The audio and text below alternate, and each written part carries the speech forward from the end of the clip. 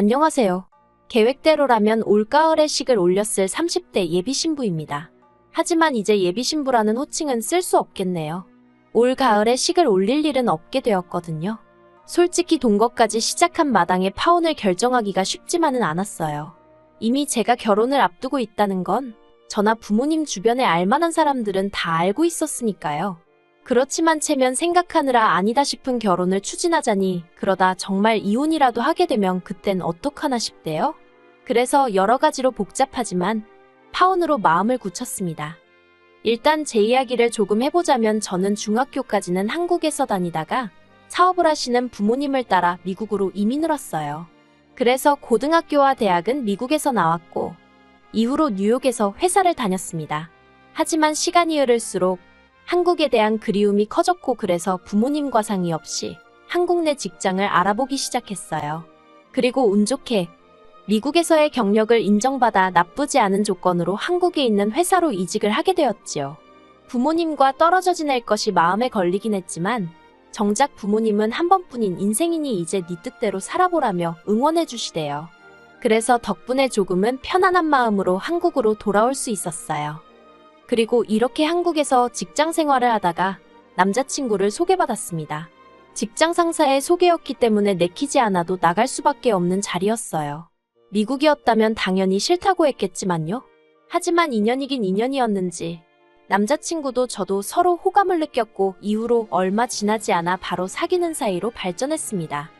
남자친구는 저와 마찬가지로 직장을 다니는 평범한 회사원이었어요. 그리고 해외 이민이라던가 그런 쪽에 무척이나 관심이 많더라고요. 그래서 종종 저한테 언젠간 다시 미국에 돌아갈 계획이 있는지 묻곤 했어요. 그리고 그때는 그 질문에 속뜻이 뭔지 정확히 알지 못한 채 그냥 별 생각 없이 가게 되면 가는 거겠지라고 대답하곤 했는데 남자친구는 저에게 이런 선택권이 있다는 것 자체를 부러워하더군요. 그리고 이 부러워하던 마음이 저에게 프로포즈를 하게 된 계기였는지 그것까진 잘 모르겠어요. 아무튼 남자친구가 사귄 지 1년이 넘어가자마자 저에게 프로포즈를 해왔고 저는 그 프로포즈를 받아들였습니다. 사실 아무리 부모님과 매일같이 연락하고 왕래를 했어도 마음 한켠으론 늘 먹먹한 그리움이 있었던 차에 남자친구와 결혼을 하면 한국에도 제 가족이 생기는 거잖아요. 그리고 그 가족에 대한 기대가 컸던 게 프로포즈를 받아들인 결정적인 이유기도 했네요. 미국에 계신 부모님께 교제 중인 사람이 있다는 건 진작에 말씀을 드렸었기에 프로포즈를 받았다는 이야기를 꺼냈을 땐 두 분 다 그렇게 놀라진 않으셨습니다. 오히려 저 혼자 서울에서 사는 게 늘 마음에 걸렸는데 이제 한시름 놓았다고 표현하시더라고요. 그리고는 뭐 하나 정해진 게 없는 상황이었는데도 불구하고 당신들 사위 될 사람이 어떤 사람인지 빨리 보고 싶으시다며 한국에 오셨지요. 그런데 문제는 어머니가 남자친구를 별로 탐탁치 않아 하시더라고요. 아무래도 서로 조건이 너무 다르다면서요. 그리고 솔직히 그건 사실이었습니다. 남자친구 한 사람만 놓고 보자면 직장도 안정적이고 성격도 좋았는데 남자친구의 재정 상황은 그렇지 못했거든요. 남자친구는 저보다 적기는 했어도 한 달에 400 이상을 벌고 있었고 저는 그 정도면 나쁘지 않다고 생각했어요. 연애하는 동안 데이트 비용도 남자친구가 육제가 사정도 내고 있었으니 남자친구 형편이 빠듯할 거라곤 상상도 못했고요. 그런데 막상 결혼 이야기가 나온 이후로 신혼집이나 혼수와 같은 이야기를 나누게 되면 자꾸 자리를 피하거나 다른 이야기로 주제를 돌리는 거예요. 그래서 결국 제가 남자친구에게 단도직입적으로 물었습니다. 모아둔 돈이 없는 건지 아니면 뭐 내가 알아야 할 게 있는 거냐고요. 그리고 듣게 된 사실은 충격적이었습니다. 일단 남자친구는 모아둔 돈이 6천 정도 있었는데 당시 남자친구가 이미 직장 생활을 한 지 거진 10년 차였거든요.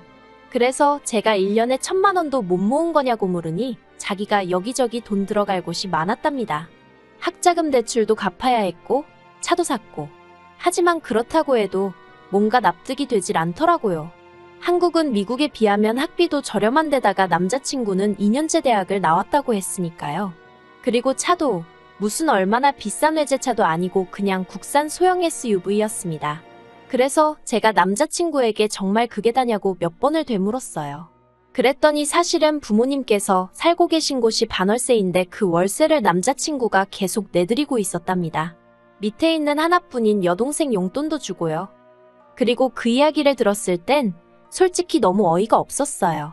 그렇지만 남자친구가 말하길 이걸 제가 이상하게 받아들이는 이유는 제가 미국물을 먹어서 그렇답니다. 한국에선 이게 너무나 당연한 거래요. 자기가 장남이니까 부모님도 챙기고 동생도 챙겨야 한다면서요. 그리고 저도 기억을 더듬어 보니 친가나 외가족 부모님이 돌아가시기 전까진 저희 부모님이 잘해드렸던 기억이 나대요. 주말마다 모시고 나가서 외식하고 그런 기억들이요. 그래서 정말 제가 미국 문화에 익숙해져서 거부감을 느끼는 건가 싶었습니다.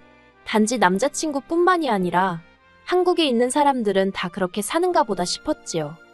하지만 저희 어머니께선 제 이야기를 들으시곤 지금 시절이 어떤 시절인데 저희 남자친구 부모님이 무슨 꼬부랑 할머니 할아버지도 아니고 한참 자리 잡아야 하는 자식한테 돈을 뜯어가느냐고 이상하다며 결혼하지 말라고 하시대요. 그런데 왜인지 제 눈에 뭐라도 씌었던 건지 그런 어머니의 말씀에도 불구하고 남자친구하고 도저히 헤어질 수가 없었습니다. 저희 어머니 말씀대로라면 문제가 있는 사람은 남자친구 부모님이지 남자친구가 아니었으니까요. 그리고 그렇게 생각을 하기 시작하니 남자친구의 부모님으로부터 남자친구를 지켜줘야겠다는 말도 안 되는 생각까지 하게 되었네요.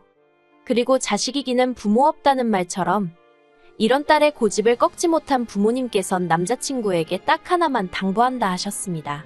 혹시나 저와 남자친구 부모님이 부딪히게 되면 무조건 제 편을 들어주라고요. 그리고 남자친구는 자신만만하게 그러겠다며 저희 부모님에게 몇 번이나 확답을 드렸어요. 그래서 저희는 결혼 이야기를 계속해서 추진해 나갈 수 있었고요. 그런데 저희 부모님이 한국에 오셔서 저를 위해 해주신 일은 그게 다가 아니었습니다. 결국 저희 결혼을 허락하신 부모님께서는 온 김에 일단 해줄 수 있는 건 다 해주시고 가시겠다며 제 앞으로 작은 아파트도 한 채 사주고 가셨으니까요. 사실 남자친구가 모은 돈에 제가 모은 돈을 다 더해도 대출을 받지 않으면 어디 전세나 가야 할 상황이었는데 생각지도 못한 집이 생겨서 여러 가지로 숨통이 트이는 듯 했어요. 남자친구도 이 정도는 기대도 안 했는데 너무 좋다고 난리도 아니었지요. 그리고 저는 마침 전세 계약도 끝나가던 차였기에 부모님이 사주신 아파트로 먼저 이사를 했어요. 원래는 남자친구 자취방 계약 기간이 끝날 때까지 기다렸다가 같이 이사를 들어올까 하는 생각도 하긴 했는데 그러면 제가 지낼 곳이 몇 달 정도 붕 뜨는 상황이었거든요. 물론 고시원 같은 곳을 들어가려면 들어갈 수도 있었겠지만 그럼 제 짐은 다 어디다 보관을 할 것이며 아무튼 그것도 보통 일이 아니더라고요. 그리고 무엇보다도 결혼식을 앞두고 한 푼이라도 더 모아도 시원찮은 판국에 쓸데없이 헛돈을 쓰고 싶진 않았습니다. 그래서 제가 먼저 이사를 했어요. 그런데 제가 이사하고 얼마 되지 않아 남자친구가 자기도 아파트로 들어오겠다 했습니다. 반지하에서 생활하는 게 지긋지긋하다면서요. 그리고 결혼 이야기까지 오고 가고 실제로 신혼집으로 쓰라고 사주신 집인데 못 들어오게 한다는 건 말이 안 되잖아요. 그래서 그러라고 했습니다. 한마디로 번갯불에 콩 구워 먹듯 얼결에 결혼 전에 동거를 하게 된 거죠.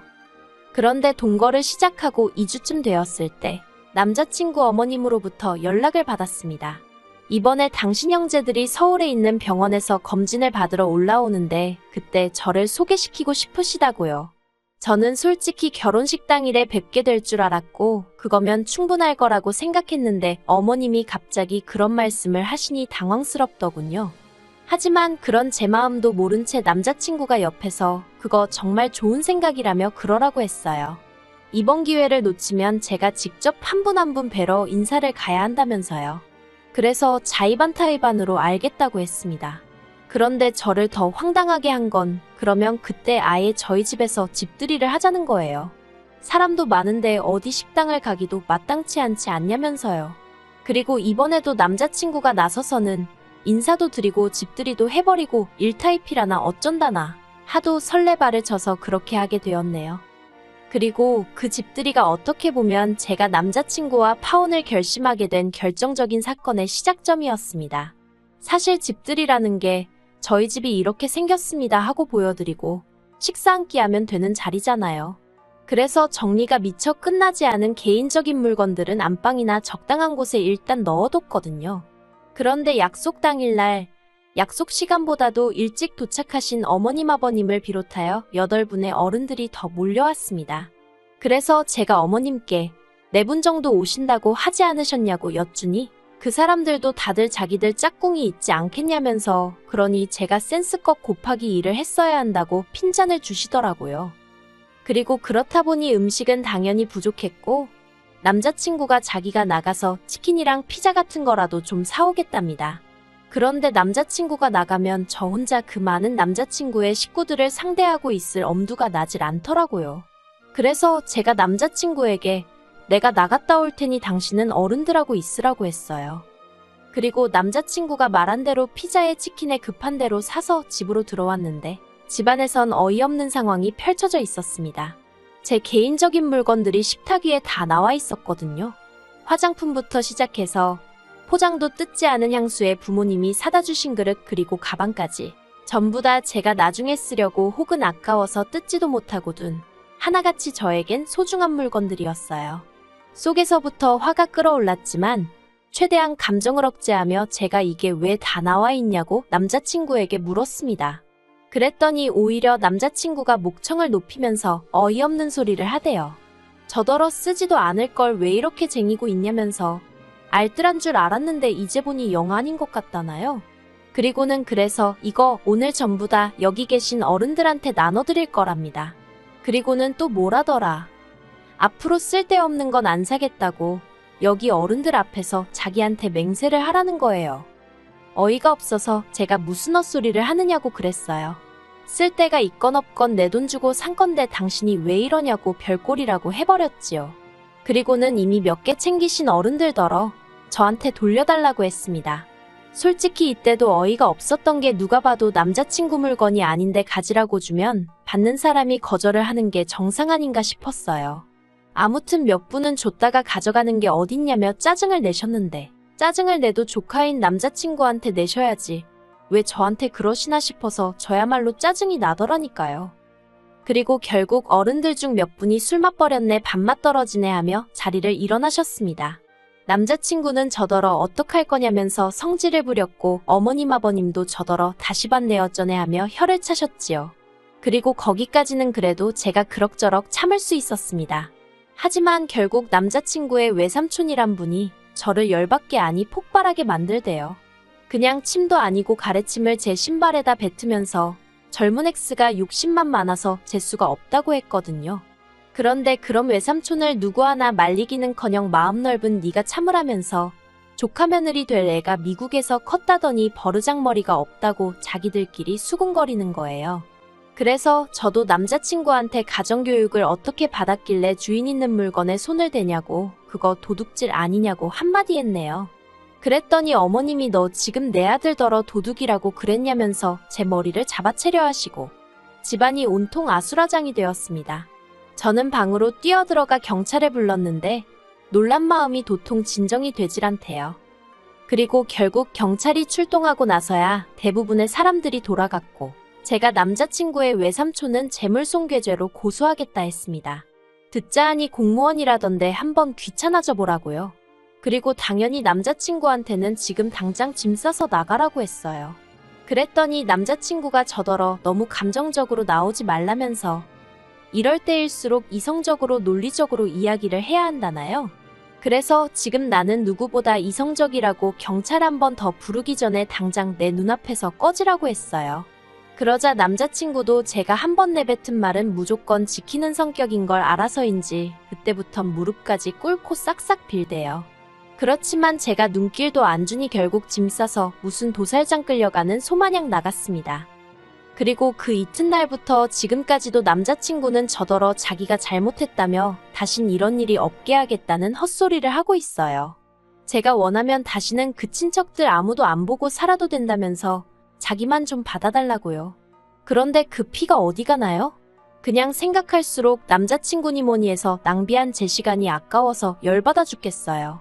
어머니 말 안 듣고 고집 피워서 이런 수모를 겪었나 싶기도 하고 당장 식장이며 뭐며 이것저것 예약해 놓은 게 많은데 그나마 다행이라고 해야 할지 제가 집을 해오게 되면서 비교적 자질구레한 일들은 다 남자친구가 했거든요.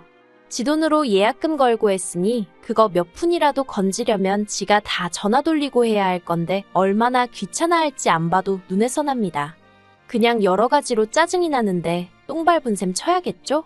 그래도 청첩장 돌리기 전이라서 얼마나 다행인가 싶고, 오죽하면 이런 집들이를 하게 만들어준 남자친구 부모님이 고맙기도 하네요.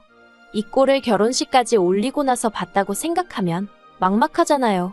아무튼 또 누굴 만나서 결혼을 하고 이런 건 지금 생각도 못 하겠고요. 그냥 이 정도에서 끝났으니 다행이다 감사하다 생각해야겠습니다.